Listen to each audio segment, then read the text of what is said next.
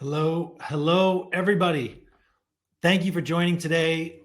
Super excited about our guest, Adam Lovallo. Hey, Adam, how are you? I am excellent. You're in Florida now, yeah? You moved from New York? Yes, I That's am a official Florida man. like many people.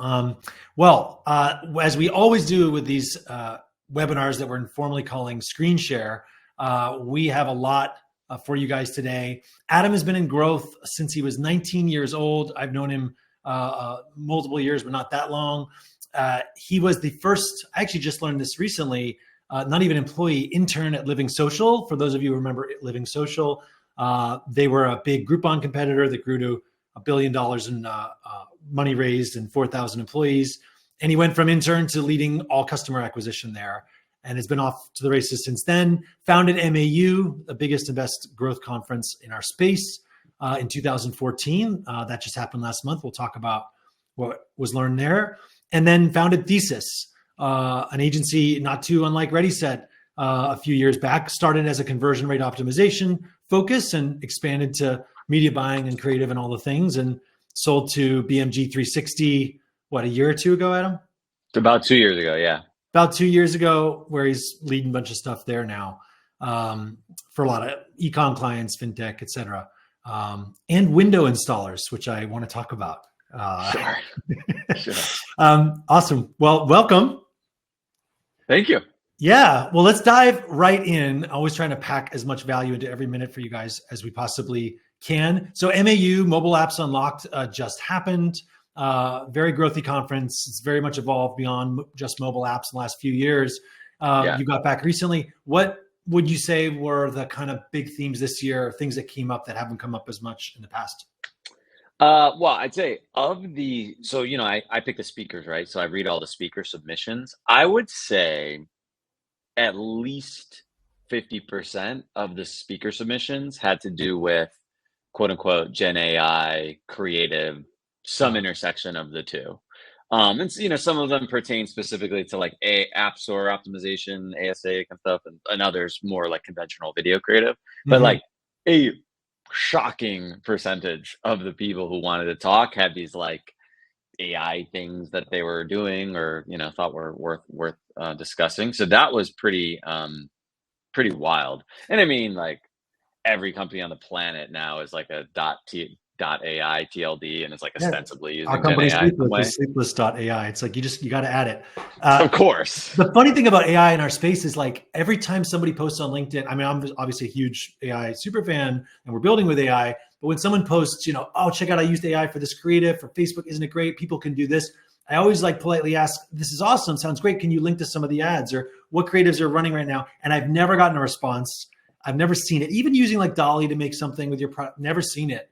But it sounds like you saw some things there that were real. Yeah. I mean, my main observation is like the mobile gaming guys, it seemed like have done the most. They're actually there's a tool that has been in the market actually for a while that's like doing post facto tagging of creative elements and then trying to extract insights. And then go sort of like graduating beyond that to like actually using not necessarily AI to create gameplay footage, video gameplay footage for use in creatives, but like to select gameplay footage from a library of like, thousands of hours of gameplay and stitch that into assets. And then all the way up to the full on like fake UGC, like floating head, but it's actually not a real person over top of the gameplay. So that's pretty cool. I mean, is this? Is this Pool Day or what's the software? Yeah. I can. Should I do your screen share? Yeah. Okay. Yeah. So Pool Day is this guy's really cool. Alexei's the founder. He had a mobile app company that he sold to Addictive, a French company, pretty big in the mobile app space. And so what they're doing is they're using these. I just think this thing is so cool. This is not a paid sponsorship. They're basically. In fact, I've got to say, it's that everyone should know about Adam. Like you always are so direct and usually think things are overblown. So like for you to say this thing is really cool, like is a big deal. It's really cool. It really is. Like, because there's so many people posting and talking about Gen AI stuff, and I just very rarely see it. These guys are actually like having luck. And I mean, he describes it, but they're taking like, fake UGC, or that sounds pejorative. I don't mean it to be negative. Like, constructed generative UGC sort of content, pairing it with mobile, like actual mobile app content, like people using the apps, mostly in gaming.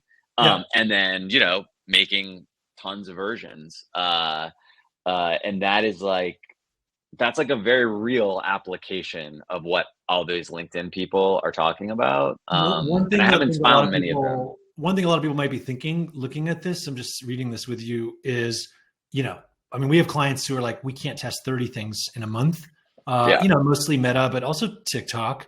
And might be people looking at this saying, how the hell do they have a budget to test 3,000 things a week? Yeah. Yeah. Well, so that's kind of why I like it. It's like, so the normal structure, I would argue, including in our agency, is we say, all right, well, we're going to test some new creatives. Let's create a new ad group, or maybe even a new campaign in a new ad group, whatever. And we're essentially going to force spend to those new assets, because we know that the algorithms, I mean, just day-to-day usage, are heavily biased towards incumbent winners, pre-existing winners. Yeah. And so I said, well, okay, we got to get new spend on our new stuff and get insights. And I've got a whole creative team just like you, and they want to know what worked and what didn't. And so you only have so much budget to test the 30 creatives. Like, that's the mindset. These guys are kind of on the opposite extreme, and they're saying, fuck that. Like, if my cost to produce creatives is effectively zero, I don't give a shit what insights I derive from this one having lost. All I care is a binary. Is it a winner or is it a loser? And so I'm just going to go full black box, let the algorithm pick, YOLO. I upload 1,000 things. If one of them hits, cool. Like, I don't care. It makes me wonder. It is very contrarian. We have clients that literally will not decide an ad doesn't work until it spends $10,000. Oh yeah. No, I mean that I would argue is the mainline. This is how we test performance creative view, and that is very much informed by like basic statistics, right? It's like, wow, surely I shouldn't let this algorithm give an ad impression 10 impressions and then it kills it when the ad has a 1% click-through rate. So, it's like 1 out of 100 guys is a click. 10 impressions, I mean, statistically, it's not even likely that you'd get a click. There's a 99% chance that you wouldn't, or whatever. Yeah. So like, that is the mainline view. But I think a lot of that view is founded upon this foundation, rests upon this foundation in which it costs money to make the creatives. Because like, if it costs money, then like, you can't just, what if you get a false, basically you're correcting for a false negative. You don't want to get a false negative. What if it's a good creative? It's got to spend 10 grand before I can call it bad. It makes me wonder, what's the maximum? Like, if creative goes to free, and we'll talk about that and what AI is doing there next, is it 30,000 ads? Like, when do the platforms say like, hey, stop? I don't know. Just an aside, there was like this big kerfuffle in the last week or two about like, oh, Temu launched, 10,000 ads or whatever. But mind you, they're almost all catalog ads of like random fucking products that I'm willing to bet that Temu people didn't even know they were promoting, because they just jammed them in with totally generic ad copy. And there's all these people on LinkedIn being like, oh, they launched 10,000 ads and Facebook CPMs are increasing as a result. That's my excuse. What? Right. Like, that doesn't make it literally does not make any sense. So I do think my point is, there are already people jamming in thousands of things right now. It's not totally unprecedented. Well, but they're jamming in thousands of things on the gaming side, and I'm still fascinated. And I'd love to learn more about how their tech works too. It sounds like you're saying like, here's all my gaming footage for this game. Go pick stuff. That's my understanding. Plus, do these robot, humans as my UGC guys. I want to share more about the robot humans, because HeyGen just announced something like very, very recently that I want to show about where that stands. But like, talk to me about more of our world. Most of our clients, you and me, are like e-commerce, fintech. There again, I don't see a lot of people using Gen No, AI, at least not yet. I have not. There were like the pencil guys a couple of years Yeah. ago and a few others, but a lot of that had to do with images. Like a lot of the Gen AI quote unquote innovations coming out of like Google and Facebook right now are Hmm. primarily around image assets, which doesn't really matter that much. And to the extent there have been some of these tools out there, it's mostly been about like jamming together different clips and maybe recommending overlaid text, like not really like generating a net Building new stuff. asset. Yeah. So the last 100 ad accounts that I've looked at in the last year or whatever, doing audits, looking at our own clients and stuff, I can think of 0 instances where I've seen the Gen AI. I do Yeah. have a cool example that if you Please. don't mind, I'd like Yeah, to yeah, show. go for it. So it's kind of a long story, but basically, I'm a partner in a D2C e-commerce brand. Unfortunately, these guys are chill, so they don't give a shit about me showing this. We really like this platform. It's called Uplifted. Oh, I don't know this I'll one. Yeah, no, this is cool. They were at MAU actually as a sponsor, just coincidentally. But like, so we are the Perfect Gene. This is the denim brand. I'm a Mhm. minority partner, by the way. If you're a Perfect Gene customer, you get an email. It links you to this. That's like, hey, you could follow these prompts in this little mobile web experience, and we'll give you a gift card, and maybe even if we use your video in our ads, we'll give you an even better gift card. So we're Yep. giving an Amazon gift card. So I'll spare you going through this, but it's just like a very little simple, like it prompts you as an end user to like create footage, multi-step. And then once you've done that, you kind of end up with stuff like this. I'll just click on one Yeah. where it's like, this is this dude doing the first scene, second scene, third scene, fifth scene, etc. Yep. And you know what's really obviously, cool about this? This what? is so funny. I just had lunch yesterday, no, 2 days ago, with the CEO of a company called Brand Lens. Have you heard of them? Mm-mm. They are doing the exact same thing, and it's really freaking good. This is these guys. I believe it's literally the same thing. So Yeah, on-screen creative and instructions, 100%. Yep. And they're just adding multi-scene now. They do it for contests. They do it a lot, mostly for UGC. He just told me they actually just changed the site to try to go beyond UGC, which is why it doesn't feel quite as uplifted-y. But yeah, you could just like, in fact, we're trying to do this with one of our big clients now, convince them to put a little postcard with a QR code. What I love about these guys is there's no app or like rigmarole. It's all just web. Yeah, mobile web is doing it to the mobile web. I think is very not So they rocket just take a science or photo anything, of but it. it's Like, smart. great, you love TPJ. Like, do this now, do that now, say this. It's pretty cool. Yeah, so we like, and then but the practical output of all of that is then a human video editor decides which clips to use, and it's a little bit, it's not, but you could see how some AI thing could probably do the post-production with those assets. Like, it doesn't seem like a huge leap. And that's Somebody might be working on that. We'll see. Yeah, exactly. Like, so this performs really well. Whether they're real customers or some of them are robots or whatever. Like, I think it's maybe a little harder to do in the UGC context, because these clips like show a lot of our prompts are about how the genes are stretchy. So it's that's like, one of the biggest things about AI. Whatever. It's like, you can't.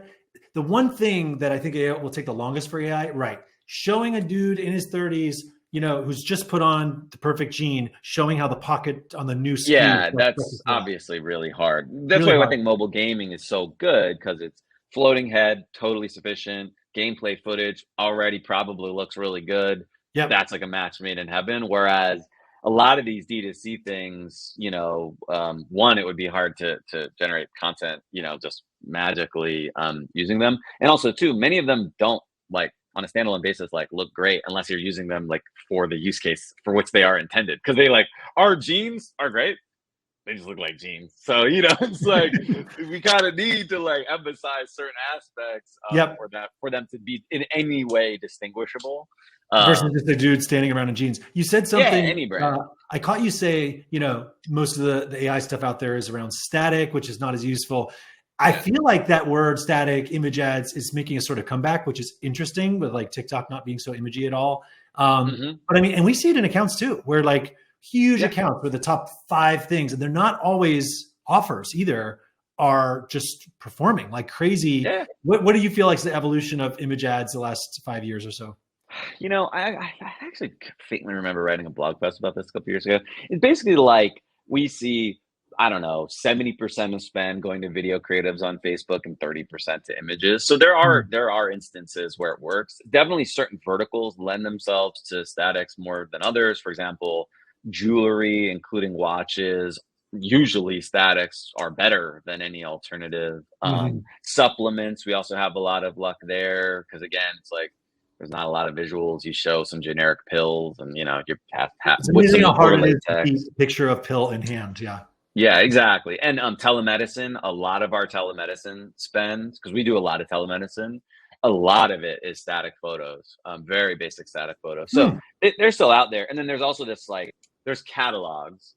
And Right. so, particularly for quote unquote enterprise e commerce advertisers, catalogs are the majority of spend. Yeah. That's kind of for a few reasons. One is just like purely laziness, and two is it's hard for a retailer with 10 million zillion products to decide. Yeah. Well, no single one of the things that they sell merits the level of attention to be like a hero product. So it Yeah. kind of makes sense to just spread the money around. And then you layer on like we have a client with a lot of SKUs and like, oh, but this one the inventory's out. Stop that ad, run that ad. It's like it doesn't work Yeah, so well. that's not really that practical. So those are all almost all static also. So Gotcha. yes, But the video is still statics king and still growing. matter, but no, 95% of the time it's going to be video assets that are. I want to share, speaking of the robot talking heads, because this tech has improved so quickly. This is this company, HeyGen, HeyGen. I'm just going to play you what they just announced. It's the first time they've made features that are specific to what we do, not just talking heads for HR or whatever. Here's how you can go from URL to UGC in 2 minutes. First, paste a URL from Amazon, eBay, Shopify stores, or other online stores. Next, you can edit your description to include as much or as little context as you'd like. You should provide context for the product and what makes it special. Attach videos and other media for the final video to include. Specify the audience you want to talk to in order to tailor the scripts. Then you can go in and refine the final script to match the exact detail you want to convey in the video. You can even include your own tone of voice to make it feel more authentic. Play around with different wording and tones to create different experiences. The last step here is to select your avatar and template. There are dozens of avatars for you to choose That's from, crazy. each with their own unique tone, background, and feel. The template you pick will edit the script, attached media, and avatar into a single video. Try different templates so you get a feel for each one, and once you pick one, you'll be able to preview it on the left side.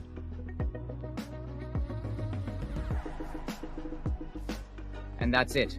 Once you click submit, your UGC style video will be ready in seconds. We can't wait to see what you create with this awesome new tool. So, promotional That's video wild. and all that, but like, and Yeah. nothing's ever as good as the demo video. Sure. That said, I've been watching very closely. I followed Synthesia when it was 10 guys. HeyGen, Synthesia's raised hundreds of millions. HeyGen's raised probably 9 figures as well, and has, I believe, caught up to Synthesia and sort of passed them. And it's getting really good. Like I would say, if I posit this to you, it will not be long until I could show you 2 videos of someone talking to the camera, holding. It's funny, you notice they have them like holding the mic and doing all the UGC tropes. Yeah. And you may not even be able to tell. Maybe it'll be a year, Adam, but like you will not be able to tell which is which. And like we talked about, maybe they're not wearing your jeans, et cetera. Like, how do you think this whole thrust of things is going to change our space in the next few years? Well, I mean, there's like this. Media buying is totally automated, so there's not a lot of value there anymore, which has nothing really to do with this generative AI creative stuff. More. We're going to come back to that because if I say What? Media buying is totally automated to a media buyer, it becomes a whole day. Yeah, for sure. Well, in my opinion, it's gone. And so I think those people, myself included, that can add the most value on a go forward basis will focus more on creative strategy, broadly speaking. And I know there's a lot of people like, oh, everyone's going to lose their job, whatever. I actually think the creative strategy people are more important than ever in the context of this Gen AI stuff, because if you actually have 10 unique ideas or whatever, and you could feed them into one of these robot things and then make 500 versions, now you're getting tremendous leverage out of what your real skill set is, which is like knowing what the fuck people care about, this like Yeah. random app or product. Someone So still needs to be the curator of these things, an ideator. Yeah. yeah, exactly. So it's like, okay, maybe the guy who's just like slashing together videos and editing and stuff evolves, he or she in their role. But like, there are so few, you know this better than anybody, true performance creative people. I'm not one of them, by the way. So I don't think I'm particularly well positioned for the evolution of this ecosystem, personally. But I think there's a lot of opportunity for people to like that do have that skill set, and it just makes them like, all this stuff makes them just like super powerful. Because people, I don't know, I'm more optimistic about it. I know there's people who are like, oh, AI will kill jobs. I'm like, well, actually, I think AI, you could go hire 5 performance creative director people in a single company, and those are net new jobs because they now have all of these tools that like make them actually and it's the whole thing historically when new opportunities have been 10x of like, it just creates more jobs in a really weird way. Whereas people think of things as zero sum and just in the present. Yeah. If you look ahead, it never works out. They're like, oh yeah, then we invented digital and now half of Americans have jobs that did in 1950. No, that's not how it works. Yeah, exactly. That's my glass half full perspective. I'm glass half full too. I've got to ask you about media buying because you're a really good media buyer for well over a decade. And you haven't been hands on keyboard in a long time probably, but you're saying it's dead. How serious are you being? And I'll posit this. Like I have talked to people, and we have people that are strategic. They look at an account. Telehealth's very different from Jeans, is very different from a fintech app. How are we going to approach this? How are we going to set up the account? There's no one platform or partner or third party you can go to and click a button and go to the beach and it perfectly media buys. Yeah. Okay. So obviously disclaim this, and I've been doing this for a long time, and there are lots of people who vehemently disagree with me on this, but like, is it so different? Like, so you run Performance Max in Google and then you fuck off because there's nothing else to do. Okay. So that box checked. You log into Facebook, and increasingly you run Advantage Shopping Plus, and then you fuck off. Like, what else is there to do? And so, for example, I was talking to an e-commerce client this week, and I basically told them, don't hire us. Like, I don't think you need us for what your needs are. And he was like, well, okay, fine. But I talked to this guy, and he's going to revamp our ad account, and then we'll manage it all internally. And I was like, what the fuck does that mean? Revamp your ad account? I was like, well, here, I'll revamp it right now. Change the attribution settings so you only optimize for click conversions, update your exclusions, pause a bunch of bullshit so you only have a couple of campaigns live. The end. I just revamped it, saved you 10 G's. Like, that is real. And so you can still find platforms that are so unique or backwards that manual media buying know-how is important. For example, a platform like Outbrain or Taboola, you could vaporize money if you didn't know what you were doing. I could explain to someone how to do it in like 15 minutes and they would be an expert. But if you didn't have that 15, you're going to get crushed. So there are still or Nextdoor or whatever platforms where it matters more. But by and large, I really am a proponent for like the mainline network recommendations by and large. And so, I mean, it's like tough spot for us as a media buying agency, but it's just reality for digital channels, which is why, you got to do creative stuff. You got to be like, we're going to talk about incrementality, I'm sure. Like those are the more strategic things where you can actually still add value as a service provider. But I don't think it's on the media buying side. But I talk to a lot of people who believe that they're adding value through their campaign and ad account management. Like I have a client who's like, well, Adam, we want to hire you guys to like optimize the ad account. And I'm just like, what the fuck does that mean? Like, literally, what does that mean? So I think there are a lot of people out there who are still logging in, clicking things, think they're having an impact. I think that's like not likely actually true. So there are tens of thousands of media buyers, including those who work for you and for me. So, and you've been on calls with your media buyers, with a potential client. I'm just seeing how far you're taking this. I love you having your own opinions. That's why you're here. But like, is it you have never been in a call with a client where you've told them this work will take more than an hour, you should hire a media buying agency. Or I'm wondering if you, like Taylor Holiday talks about this, like it's meant everyone in these agency worlds has to go up in the stack and be much more strategic, look at your whole business. Ben Dutter at Power Digital is always like, you got to look at their revenue. You have to be tied into, I had tacos with him. He's like, we see the P&Ls of all our clients. That's the new what do you think wave is actually caring about profitability and incrementality and so on, which is, by the way, a massive improvement relative to 5 or 10 years ago. So yeah, there's still plenty of room to like add expertise. And by the way, we're strictly talking about providing services to relatively sophisticated advertisers. I was talking to a group of dentists yesterday, very large dental practices, and I was like, hey, you know what you should do? You should call all of your leads that fill out the form on the website within 30 seconds. And they were like, that's a good idea. So you know what I mean? Like, okay, that dude probably still needs help setting up an Advantage Shopping Plus campaign or whatever. So there's a spectrum of needs on the digital side. But no, I genuinely think if you are reasonably sophisticated, you can do a lot of the work that I used to sell against yourself, but there's still places where value can be added. And again, in certain channels, like we do a lot of direct mail and radio and stuff. That is very much a know-how sort of channel. 100%. The newer stuff that's coming out, even people needing some help with TikTok, et cetera. I want to ask you about the platforms. So when iOS 14.5 ATT hit, if there was one word, at least for a year, it's still around, that was like always in bold throughout my day, talking to people in our space, potential clients, et cetera. It was diversification. Oh, we've all got to diversify. I mean, for some months it was like, holy shit, this is really happening. We've all got to get off of Facebook now. And that's sort of, gone back and forth, like the big water thing at the aquarium. Like, where do you come down on diversification? Like, what are you hearing at MAU, et cetera, when it comes to channel? Yeah, I mean, so diversification as a concept is mostly theoretical in that, Facebook, Google, and TikTok still comprise 90 to 95% of budgets for most brands. Mobile gaming is a little unique because you have AppLovin and Unity that actually are very meaningful and significant traffic drivers. So mobile games are more diversified than most advertisers because they kind of have like unique assets or channels available to them. But if you take them out of the equation, like in D2C ecom, here I can actually show. I pulled.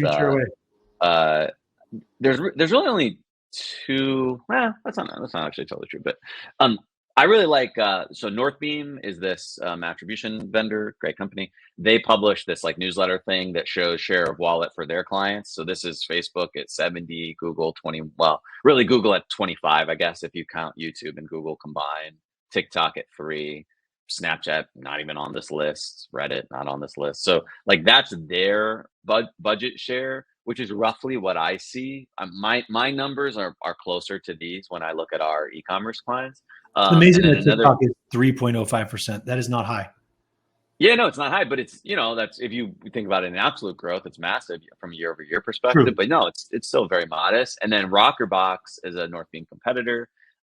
They also have e-commerce clients, but like they skew, I think, like bigger e-com, like bigger budgets, more enterprisey. And so in their case, they actually have very different numbers where Google is 50% and Facebook's only 40. That's still 90% Facebook, Google, like it's 2. That's my point. And so it's like, okay, I understand that, OTT, linear TV there, it's 4%. This is probably 4% of, I would guess, $5 to $10 billion a year in spend flowing through these tracking platforms. So it's, still small percentiles are still relatively large advertiser spend numbers, but like the ecosystem is still very, very, very, very concentrated. And now, I don't really deal much with the Amazon world, but if you were to consider Amazon advertising as like another pillar, it makes it even more concentrated in the big names.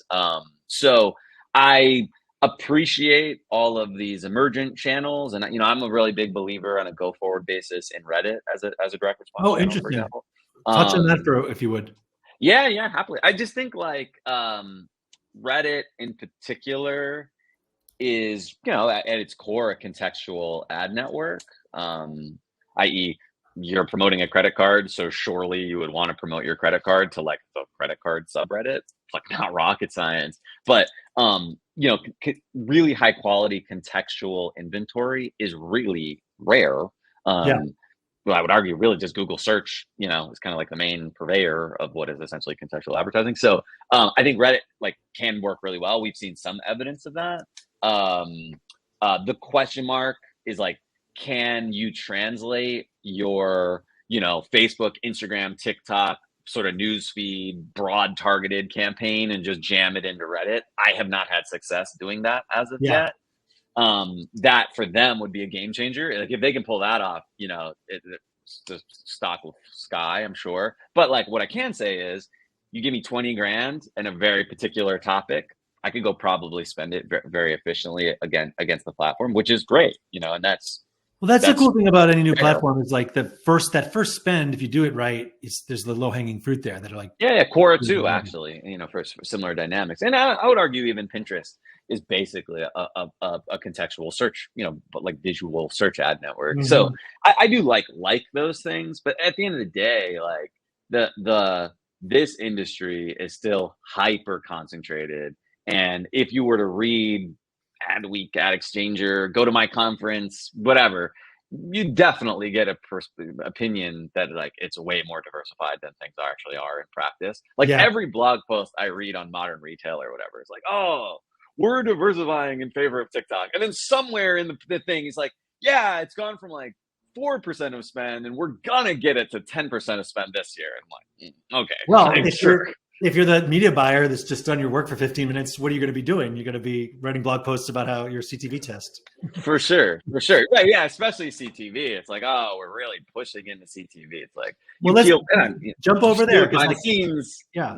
That's been up and down too, hot, cold. I feel like it's generally hot. My friends hot. Company, right? Vibe.co. I'll pull up their site. Their whole thing is like, you know, within 15 minutes you could be on TV. Yeah, and there's Vibe's awesome. Tatari is awesome. You know, got bought by Tenuity, that, you know, another competitor. This point's got great tech. CTV is hot for sure. So is it hot in your world? Are you telling clients to get on it? How does it affect performance stats? Well, you know, roughly half of our spend is through traditional channels, including TV, CTV, radio, streaming audio. So as an agency, so we do a shitload of it.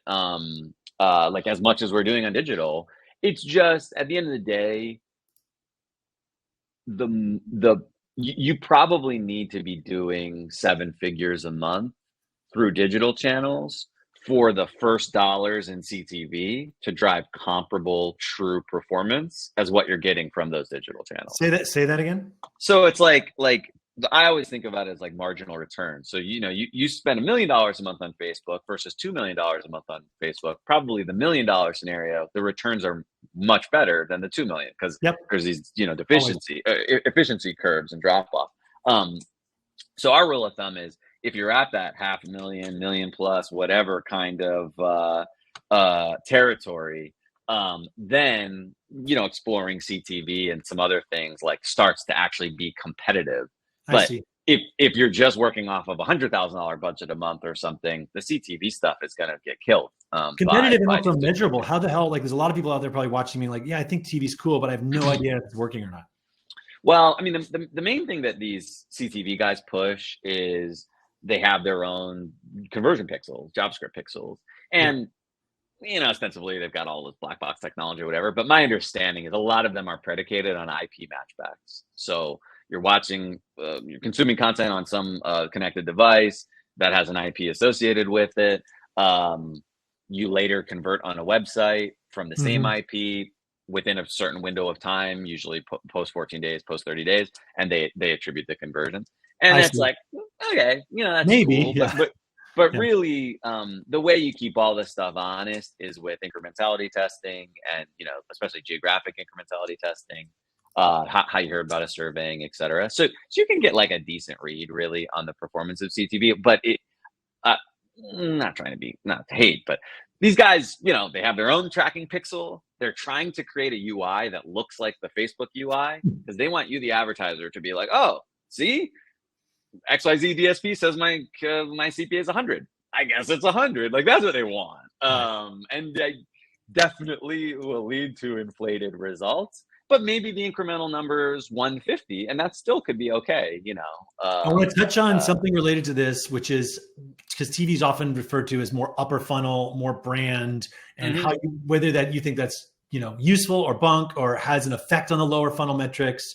I want to ask you about the TikTok ban. That'll be our platform discussion, and then I want to move to incrementality. But talk to me first about upper funnel brand versus performance debate, et cetera. I mean, I think a lot of people have written about this. Eric Seufert and others, like, it's like a faux distinction. It's always been a faux distinction to me. Like I'll give you a real example. A friend of mine is CMO, very big company, and they're like a major sponsor now of like major sporting events. I mean, like World Series level, like, so that's big dollars. But they graduated to that by like running a small amount of remnant media against, hockey games or whatever, and it actually kind of worked. So then they bought more, and when they bought more, they also got this, jersey badge thing. And then when they did that, they actually got to, sponsor the stadium or whatever. But like every step along the way, they were measuring the results of what they were doing to the best of their ability. And it just so happened that they graduated all the way up to being the like presenting sponsor of the World Series or whatever. That story is fascinating and surprises me, Adam, because that's one of the ones like, probably a lot of people on this call, it's like, I wish I could see the actual screenshots of like it, we did the hockey, stadium spot and it worked. And then we got the jersey and it worked. Like, well, a lot of it actually is a rates thing. Cause when you commit to buying so much media, some of those other things are getting tossed on top as like a bonus. Like, okay, you're going to commit to $50 million. Well, hey, you can be able to be the warm-up jersey sponsor or whatever. And like you move up. I get it. And I'm a big believer in brand, and that's the world I come from. And that was, what I learned at Airbnb. That all said, every time I see a logo on a jersey, I think of either how much it cost or how much they had to pay to get that benefit. Yeah. No, I do too. I do too. Granted, like, diminishing returns on Facebook, like what would that 40 million, I wonder, always have done, in digital? Yeah, no, it's totally a valid question. But like, and to be fair, there are some jersey sponsors, stadium sponsors who did not do that incremental step up measurement approach, and they just said, "Hey, I want to be, crypto.com arena, whatever." Right. But like, if you take that approach, then there really is no distinction. I'll give you another real example. Years ago, a friend of mine worked at an agency for a big mobile gaming, like a top 5 mobile gaming publisher, and they literally were spending so much optimizing for install or level completed or whatever that like the marginal dollars they were spending were totally inefficient. So they just started buying video views. And when they ran incrementality tests, so they were, they essentially had like direct response campaign and a, eyeballs campaign. It actually is on a combined basis worked better because they just couldn't jam more money into the performance stuff. There just weren't, the algorithm couldn't find enough people to reach. So like in those instances, it's like, you could say, oh, hey, well, this is like a brand performance campaign or whatever. So I do think it is possible, but you're definitely right. You need to, most people aren't at that level of, oh my God. No, that's what I'm saying. Like you need to be, I was watching a guy, he has a big newsletter business. And he was like, this is what we tell advertisers. The first thing you shouldn't advertise with Morning Brew or whatever, if whatever one it was, like if you're strictly focused on performance and return. And I was like, okay. I mean, so like, that's just like laying all your cards on the table to say like, hey, this doesn't really work. But if you want to just rationalize it some other way, you should, it's like, that's pretty wild. That word comes up a lot in our space. Everybody's got to do something for their job and explore new things. TikTok, Biden signed yesterday a bill banning it. I saw a rumor today that they may try to, ByteDance may try to sell a majority stake, but not the algorithm, to a US company. It feels to me in my lifetime, these things usually work out and that TikTok will continue to exist, but maybe it won't. I wonder if you have an opinion on the will won't, and then if it's a won't, how that changes anything. I don't know. I mean, all I saw, like, I read some, I'm not an expert, but I read some article about the legal challenges that are going to come from like the ACLU and others. And like, because as much as I don't think love the Chinese government and their role in ByteDance's like organization or influence, they were just like, yeah, but I mean, if you can suppress this thing, you can suppress anything. It's like a slippery slope sort of argument. So I have a suspicion that a year or two from today, people are still going to be doing dumb fucking TikTok videos and nothing will change materially. That maybe that's overly cynical. I don't know, but yeah, on TikTok, I feel like you're probably right, and I think the Supreme Court is just as likely as the majority owner thing to say this is unconstitutional. You can't effectively, implicitly ban a company from the U.S. By itself. I was going to ask you on TikTok, platforms like Pinterest, even like Twitter. I feel like when they launched, which we're old enough to remember, like everyone was excited. This is going to be the next big direct consumer channel, DR channel rather, and it didn't happen. And even YouTube, like I know people there, they've been trying to get the direct response working for well over a decade. It's just not quite ever gotten there. TikTok is interesting. I'll tell you a story.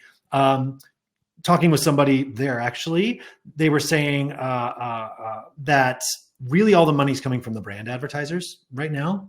They've had a lot of trouble scaling direct response advertisers. And we do have ones that have scaled, that we've helped scale, and we have ones where we've not been able to scale it.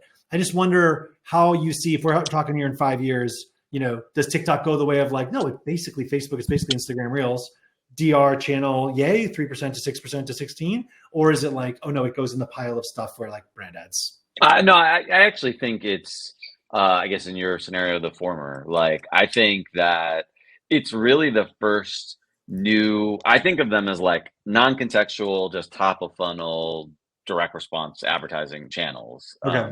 So like, I don't think of Pinterest. I don't put Pinterest in the same bucket as like a Snap, YouTube, Facebook, Instagram, whatever, because it's really a contextual ads business. Yeah, that's a good word. So I actually, when I do a lot of like expert network, hedge fund type calls, and I say, well, really, I mean, I think about Pinterest alongside Google search, Bing. Like that's the more appropriate place to place them. Because of all the context, the deep context that's there. Yeah, and that's great, but it's also inherently limiting because there's only so many people looking for paint, and there's only so many advertisers that want to advertise to people looking for paint.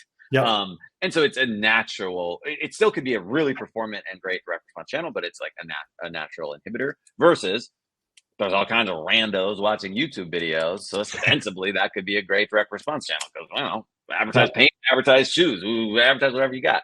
So Snapchat has been successful in driving direct response performance, but in a narrow way, like in iOS, in mobile app install, especially in non-gaming. There are a lot of non-gaming iOS mobile app advertisers who spend a lot through Snapchat, but it's clearly not what the Snapchat people hope that it will be as a direct response business. There's minimal to no penetration into D2C, for example. I know, it's so interesting. Telehealth, it seems to work. Like I feel like there's delivery services. It feels like certain verticals or certain companies spend a huge amount of money for direct response ads in Snapchat. But if I look across all the clients we work with, it's a very small percentage. Tiny, yeah. And you see it. If you go to the AppsFlyer Performance Index, like it's, you look at iOS and look at non-gaming, it's a top 5 source or something. So there's real dollars there. But yeah, I think they haven't broken out to be this, like, this is an alternative, another place that I can take my Facebook and Instagram budgets to. YouTube hasn't been that. I think TikTok is that. And I wouldn't be surprised if these platforms are reporting TikTok share of spend at 2% or 3% today. I'm willing to go in and say in a couple of years that number's 10%. I'm equally bullish, and I'm glad to hear you say that because it's a big focus for us. But I don't think it's going to be 40%. It's nothing crazy. I want to skip around. Looking at my notes, I want to skip around a little bit because don't want to miss these. Chatting with you recently, first you told me a great story that I teased on LinkedIn about talking to somebody at Google around a simple thing that most people aren't doing. Oh, yeah. Mm-hmm. Yeah. And that's, by the way, that's kind of optimizing, I'd say, but yeah, more creative. Yeah. So that anecdote was, with SK Ad Network, with the IDFA deprecation by Apple, the ad platforms have to do a lot more modeling, or a less fancy way of saying estimating what's going on, like who's converting and who is not. If you are capturing IDFAs for a subset of users using this app tracking transparency prompt, the little alert thing that's like, will you allow me to be tracked? Right. When you allow for that, if the user has, long story, if you can access their IDFA as a publisher Because they said yes, you can access my IDFA. Yeah, and it's technically a double opt-in. So, but whatever. Let's say you get an IDFA for 1 out of 10 of your users as an advertiser. That 1 out of 10 is a great input for these ad networks to model against, because they're like, oh, well, we see some real data. Let's multiply it by 10. And that's what we do in spreadsheets. Like literally, we just take the IDFA data, multiply it, and she explained that, like, you know, these algorithms are much fancier, but like, obviously that's a big part of what these fancy black box systems do too. So I thought that was like very smart. I was like, oh yeah, I mean, there are a lot of iOS apps that don't capture IDFA, because on a standalone basis, like in your MMP, like in AppsFlyer or Adjust or whatever, it's like totally useless. Like, you know, the 1 out of 10 sample gives a shit. But I didn't fully appreciate how big of a signal or factor or whatever it is for the ad network. It makes sense to give them 0 versus to give them, you know, a 10. Yeah, that makes a hell of a lot of sense. So like if you're not allowing in your iOS app the prompt to come up, allow or not allow this app to track, allow it. I mean, put the prompt in, and the 1 out of 10 that'll allow it, you can give Google that information. And also this era of like first party and like, what do you have to share with us? The platforms are always asking. It's like worth doing, she's saying. She's saying it, but you know, it is an awful end user experience. Like, to have to hit that. I would argue the Apple people have made the language as scary as physically possible. So misleading, in my opinion. Yeah, I agree. But like, I personally think end users are pretty immune to these alerts and mostly just dismiss things, and they're annoying but not offensive, you know. Do you hit allow or don't allow when you get them, by the way? I don't allow jack shit. I allow all of them, man. I want to get better ads. No. I'm not out here trying to make it easy. I don't allow. I want to jump to incrementality, because I know this is a passion of yours. It's like, you know, if there's one word that matters in marketing, it's you want to incrementally help your company make more money than it's spending on marketing. So you'd think it would be a session for everybody, but it can get, you know, a bit nerdy. Like, start at a high level and kind of move down as to where we are now with incrementality. We can pull up a few companies working on it. Yeah. Well, so, I mean, the first note is that, to their credit, Facebook, and to a lesser extent, the other ad platforms, have made it relatively easy to run incrementality tests, which is, you know, exposing some people to stuff and not exposing other people to stuff, and seeing what those two populations do in comparison in the simplest form. Facebook really has done the most to like make it a accessible, sort of democratized sort of thing. Whereas 5 years ago, you're hiring a third-party company to run these experiments and spending real money, and you know, it just was really challenging. Marketing science firms and stuff. So that's where I always recommend people start. It's like, if you're not running conversion lift, or they've been called different things over the years, but conversion lift, holdout test, whatever, power lift test, like you really ought to. And you can run those things at almost any budget level. So like, they're certain, by and large. So that's kind of starting point. And then now there's this whole ecosystem of startups that are, you know, have created like various platforms and tools to run incrementality experiments, or that are factoring into how they're doing their own third-party attribution, but with like incrementality in mind. So, so yeah, there's a whole cottage industry of probably like 10 or 15 MarTech. And what do they do, things. Adam? Like what? And I'm looking through some of the links. I'll pull up a couple of things. Like, drop me some names and I can share while you talk. Yeah. So like Measured and House, for example, those are two popular incrementality related tools, both of which I think are awesome. And their approaches are a little bit different, but fundamentally, those tools are helping you design the experiment and implement the experiment. And implementing the experiment probably has something to do with tweaking your geographic targeting setups, or tweaking your audience targeting setups, or maybe even some combination of the two. And those tweaks you're making to, say, geographic targeting, to run a geographic lift test, might actually span multiple channels. So it's not just Facebook, but it's more complex than one Facebook test, right? Exactly, because the limit of the Facebook holdout tool thing is, well, you can only run an experiment on Facebook, obviously. Right. But like, what if you want to know what's the impact of YouTube on all of my channels? You know, like, so now you've got a lot of different things at play. So House is a really cool one. As I said, Measured is another. Incremental is one in the mobile app space. Yeah, those are Some nice. people are running these incrementality tests like synthetically. I don't really fully understand. I was As hoping you opposed to did like, because I don't always get that either. yeah, it's like, well, we're gonna sort of have a control group, but I don't know. It's too fancy for me. I just saw an AI company this Uh, morning that said we'll run a way to talk to like customers, a panel to look at your creative that's Yeah. synthetic, and they're all AI people. And I was like, I don't know if that. Yeah, that's wild. So regardless, like 5 years ago, it was almost impossible to like do any of this stuff. Maybe you could get a Facebook rep to set you up and do a thing and fill out all these spreadsheets, and maybe but Google especially hates incrementality tests, in my opinion, because of course you start running an incrementality test against branded search, first thing everybody wants to do. Yeah, That's not going to look good most of the time. they're all going to turn it off, and Google loses money. Exactly. So, but these companies' interests are they're self-motivated. So, like, lo and behold, an upper funnel channel like Facebook has made it really easy to run lift tests because they're much more likely to be creating more demand than maybe they're getting credit for. A really, really lower funnel channel like a Criteo or a Google, they really don't want to run lift tests, because that's not going to look good a lot of times. I can remember when I was at Living Social like 10 years ago, I ran an incrementality test on my Criteo display retargeting spend, and it was like fucking pulling teeth to get these people to do it. Like they were like fighting me for every inch, and lo and behold, this was the actual result. I can remember these slides. If I spent $1 on Criteo, the marginal profit that I would drive was 0 cents.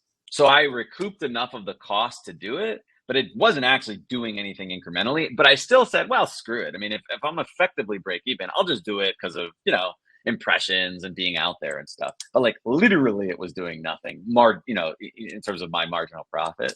Yeah.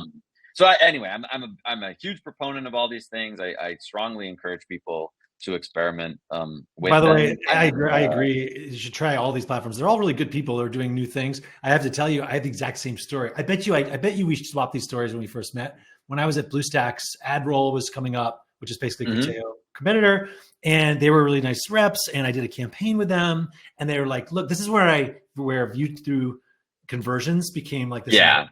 It's like, I have a friend who drank too much rum at a college party. It threw up, and like he can't touch rum. It's like after this incident I'm about to tell you. So they're like, look at your view through conversions. You sold so much stuff. And I'm like, I said to my friend, I don't know much about this stuff, but let me try something. And I did an ad for like something really. Yeah. PSA type thing. Yeah. Like for, insoles or something that didn't exist. And it said, oh yeah, that people who saw that came to your thing. And I showed it to them and they didn't know what to say. It was really awkward, but it's like, I'm like, I think this is a giant scam, but AdRoll was doing this at the time. Yeah, I mean, that scam continues to be perpetuated by those companies and also the major ad networks. I mean, most view-through attribution is complete bullshit. It really speaks, I think it is, and I think it just, if you can make a pretty chart of something with a ROAS or something for somebody 4 levels above somebody who doesn't really get it, you could build a big company. Well, yeah, and I mean, I'll give a real example. If 15 years ago, I'm 35. Yeah. So 15 years ago, you had said, hey, Adam, the default attribution setting on all of these ad networks, default will be 24 hours post view. That's the default on Facebook. I would have said, no fucking way. Advertisers will lose their shit. And there is no world in which they would accept the default as being 24-hour view through.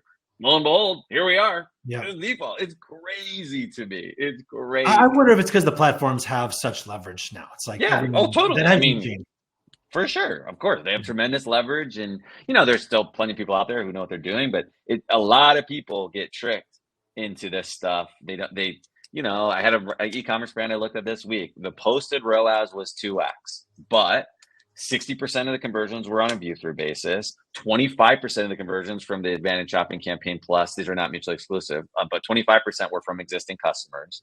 And I was like, guys, like, I'm willing to bet you. I said I would bet them $1 million because I was like, I will bet you $1 million cash for real.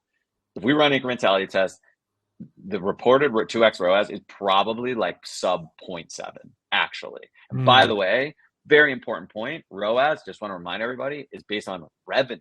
not even factoring in your margins. I was going to start say there. Like, so you're probably driving about 20 cents, 30 cents in gross profit per transaction, which you currently just told me is at 2x ROAS and you're ready to scale. You don't get to keep all the R. Yeah. There ought to be there should be a metric. Well, I guess it's hard to do a metric because the platforms don't let you share your margin. It's yeah. I mean, the platforms, even like in Shopify, you know, a lot of merchants don't even put in margin data, you know, when they're setting up their Shopify store. They just make some like blanket assumption. And the ad networks, in my opinion, don't do a good job of making it easy. But there's a whole like Taylor, you mentioned, and others in this industry are like really sort of banging the Power Digital guys too on like profitability and incrementality and whatever. So I think there will be a lot of improvements going forward on that basis. But no, it's really not default functionality in the slightest. It's hard to set up. I wish somebody would do something. You mentioned about how you've got these like benchmarks in your head. You see so many accounts, you know, in terms of prospecting versus retargeting, in terms of like, I'm going to throw a bunch of stuff at you that I know the real answer is it depends, but just like roughly in your head, when people ask, you know, I'm an e-commerce brand, how much should I spend on prospecting versus retargeting? How much should be Advanced Shopping Plus?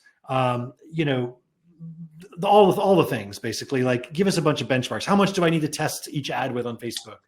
Well, that one's the most controversial. I'd say retargeting and broadly speaking, retargeting and remarketing in 9 out of 10 incrementality tests that I've run are not accretive.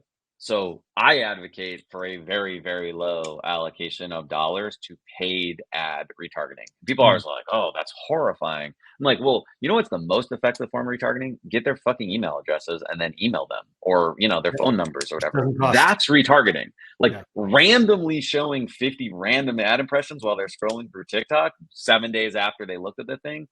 You know, like, makes sense that it's maybe not like hugely accretive or effective. That's my benchmark on that one. Second big one is when I'm diagnosing like incrementality issues, what percentage of transactions being attributed by the platform are being attributed on a view through basis? If that number is even more than like 40%, even honestly more than 30%, you're a very good candidate for an incrementality test, because that's a lot. So the guys I was auditing most recently, that number was like 60%. I was like, oh, like major red alert. And I just got these benchmarks, by the way. And you would say to somebody, if they're thinking, oh shit, that's me, go to your Facebook rep, do it there, go to one of these companies we talked about, say, I need help. I would go run a Facebook lift test tomorrow. How much does it cost to do these companies that incremental and all this stuff? If somebody calls them up? That's the thing. They're not cheap. Like, you're talking about thousands of dollars a month in SaaS fees, maybe even more. So like they're great, but they're not inexpensive. But you don't need, if you want to just do a really big gut check, you don't need to run them forever. I don't know, unless they make you sign a 12-month contract. Wow, these are all annual agreements and stuff, unfortunately. So they're I could be misrepresenting it, but like, I think we're talking about, you know, contract values of $25,000, $50,000, $100,000 plus a year. So it's not an insignificant investment, which is why I really do like the default Facebook option, because it's free. Yeah. And you've talked about broad still beats precise. Oh yeah, for sure. And you mentioned Advanced Shopping Plus. Yeah. I was actually looking at a data set shared with me, because, you know, they see a lot of spend. And they had like something like 50 to 60% of their e-commerce client spend was through Advantage Shopping Plus. This is Q4 of last year. And that's roughly what we see also. So like 50% plus heading to 100. Yeah. Really it seems to actually work. It seems to be why Facebook stock probably in part rebounded as it did. I think so. I think it's certainly part of it. What else? So yeah, how much, you know, some guys out there are spending $50K a month, $100K a month on ads, and is wondering, do I need to push this thing to $100, $300, you know, 3,000 ads aside a month, more normals on Facebook? What do you tell people? Well, honestly, I've kind of changed my tune. I really am sort of all in on the idea that you just trust the algorithms. Like, they're imperfect. So the fear of not spending enough when testing creative is the risk of a false negative, i.e. you upload a thing, it doesn't work, but actually it was really great. Yeah.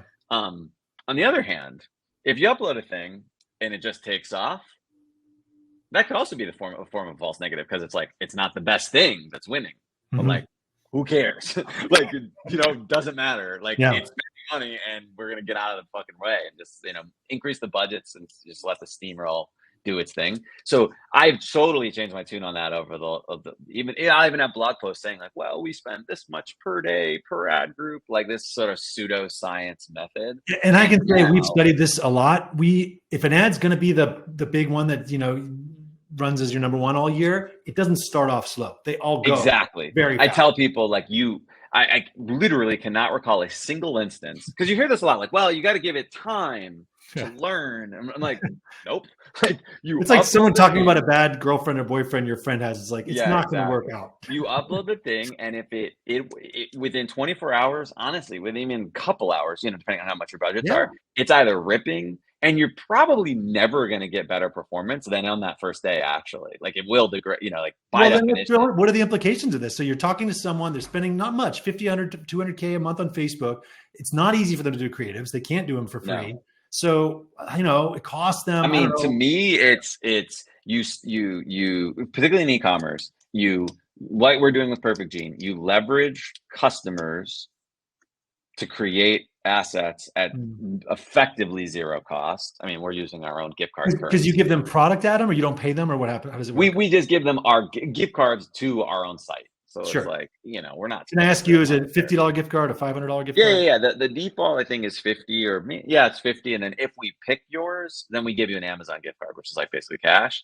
So you send them, they're already a customer. You got their email. They're already a customer. You don't have to run paid ads. You just send them an email and say, we want to send you a $50 gift card towards more TPJ. If you do this. Do this. And if we pick yours, you win or whatever, then you get this extra thing. And then you get Cool. This is what this platform, this is their structure. Like, so you could do it with this platform. You could do it with a Google form. Like, I'm a really big proponent of harvesting content from end customers. I think it's actually more effective than what is, I think, more common, which is I'm going to go on Instagram, use one of these social listening tools, look at all the places that I've been tagged, and then reach out to those people and ask them for permission to use that true user generated footage.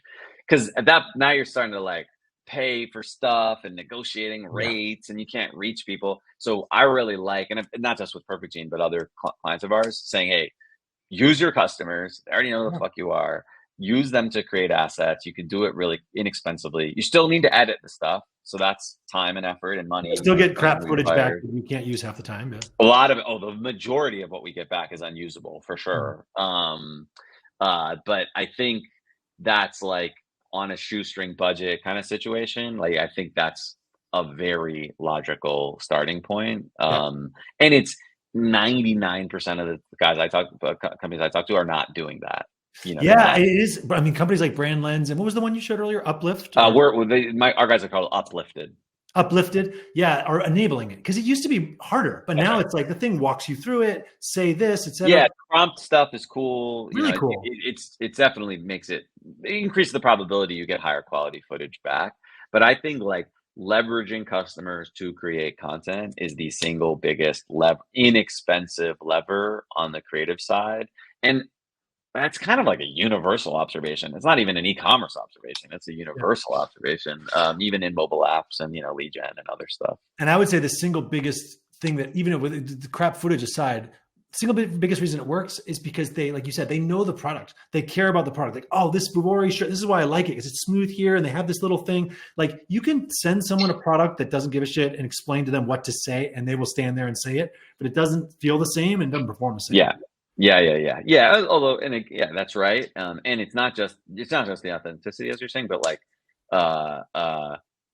the scripting or prompting is just as important, i.e. like with our pants, it's like the squat thing, having somebody squat in them to show that they're stretchy, like really is a good way to demonstrate that they're stretchy. If we didn't tell them to do that, they probably, the footage wouldn't be useful. I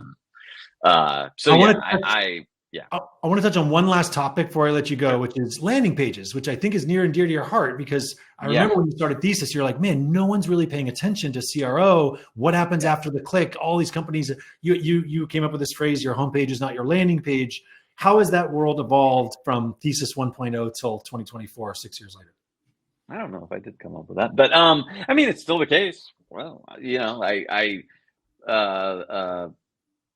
obviously dropping the user on a page other than another page could have an impact on the result. And Shopify is genuinely amazing, but like the home pages don't say much typically. The product pages are very content full, but they're super transactional, right? It's like price, image, title, add to cart button. That's literally on your phone. That's what you see. So it's like, I don't even know what this shit is, right? Yeah. Like, hence the whole movement in our space to like first put them to advertorials and listicles and 5 reasons why and stuff. And by the way, those landing page tactics have been in use literally since the dawn of the internet. It's not like a new thing. And you see them in all kinds of industries. And to clarify for folks who don't know, we're talking about sending them not to your product site from the ad, but to the content, like a blog. Yeah, go ahead. Some kind of content.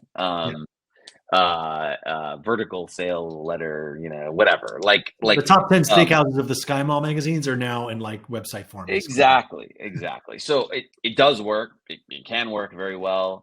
It's still, I think, grossly under invested in and doesn't get a lot of attention. And it's not maybe super. I mean, there are now a much larger Shopify app ecosystem and other third-party tools to build landing pages. It's still pretty hard to optimize not just the landing page, but also like the core website. Like the core store that's not an easy. When you say things haven't changed, is it just that you're saying still people aren't doing it enough, that it's still impactful? Yeah. I mean, I felt that way 15 years ago at Living Social. We built the whole landing page, the application thing that we use to create targeted landing pages for specific page search keywords. But like, go Google anything that's a category that people are advertising on. Click on the paid Google ads and just look at the pages, and you're like, you think everybody's like fully optimized on the conversion rate optimization side? It's like, fuck no. Have these things look horrible. So by the way, you just brought up something really interesting. I agree with you. I haven't gone on it much because I don't think it's that old. Facebook ad library, you can see competitors' ads and where they link to, but Google now you can see like all the Google ads someone's running and what they link to. What is that? Do you remember what that's called? I actually don't have that handy. I don't remember enough. Maybe Google Ads library, because that's all a byproduct of this EU legislation stuff. Right. So all of these ad networks have. But they don't make it easy to find. They're not promoting it. And you're right. You could go see what landing pages people are sending to it, and they're mostly crap. So so when you get a new client, if you're on this webinar and you're like, oh crap, I haven't updated my landing page in 11 months, or I'm sending everyone to the homepage, what do you recommend people do? I mean, the easiest thing is starting with the sort of content-led advertorial style stuff. That's your best bet. On your own domain, Adam, or somewhere else? Yeah, well, we do both. We do the third-party editorial stuff. I actually don't usually see a huge delta of performance between driving to a third-party editorial. 5 reasons why HelloFresh is great versus like a blog post on HelloFresh. There's like 5 reasons why HelloFresh is great. I mean, it's basically the same stuff.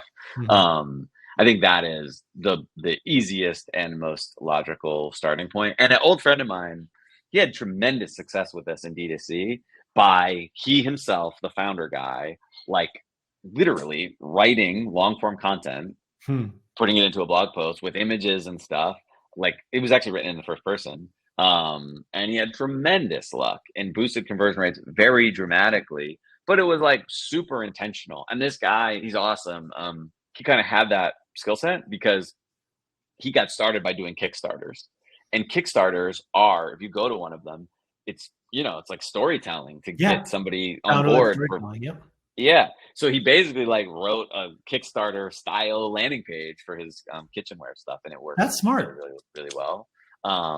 So actually, I think that's like a very practical form of inspiration. Like look at a top grossing Kickstarter campaign in any relevant vertical, and like what are the things they're emphasizing and what storytelling are they doing. That sort of energy in a D2C landing page can work really well. I think storytelling is the key word here, because most people are just like, well, whatever, I send them to the thing, I put a giant price, I changed the button color last week. It's like, no, like you said, they don't know this thing yet. They don't know you. They're not in all the meetings at your company for the last 3 years. They've never heard of this. Yeah, we with Perfect Gene, we since the launch of the company have, we tested this a million zillion ways. We drive to, a classic like 6 Reasons Why, and Yep. we've tested what are we saying where and what are the visuals, and like it works better than just slamming them into the website. For sure. Any software you recommend people use to build that stuff?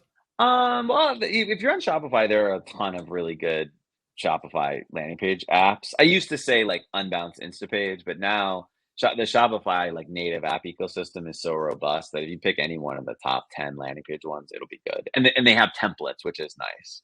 Nice. So you can like start. You don't have to start from scratch. Awesome, man. This was super fun. We could talk for hours more. I hope everybody found it valuable. And then how can people find you, Adam? Do you want them to find you? Well, for better or worse, I still write a weekly newsletter. I've been doing it for 10 years. Oh yeah, everyone sign up for grow.co. Yeah. Unfortunately, I realized like literally the website doesn't allow you to sign up at the moment, but that'll be fixed at some point. But yeah, I don't know, that, LinkedIn, whatever. Awesome. Cool, man. And then, yeah, I'm at readyset.co. We talked none about that. That was on purpose, but that's what it found me. Cool, man. Nice to see you, Adam. Thanks for being here. My pleasure. Till next time. All right. Till next time. See ya.